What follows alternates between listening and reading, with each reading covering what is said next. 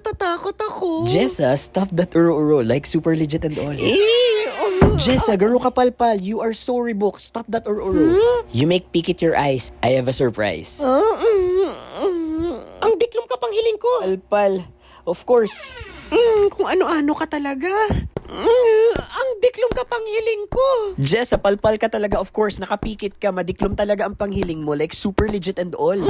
You make halat lang dyan, Jessa. I'm sure mauugma ka sa surprise ko. Can I muklad my eyes? Ready, Jessa? So bago pa. Go, muklad your eyes. Like super legit and all. Wow, kagulping libro. Ngunyan lang ako nakahiling ning araw kay ni kagulping libro. Ay, halat, bakit mo ako dinaradigdi? Para mabawasan ang kapalpalan mo. Wow, para mabawasan ang kapalpalan ko. Oh, salamat sa concern. Yay! Sa wakas, mababawasan na din ang kati-tiktok ni Jessa.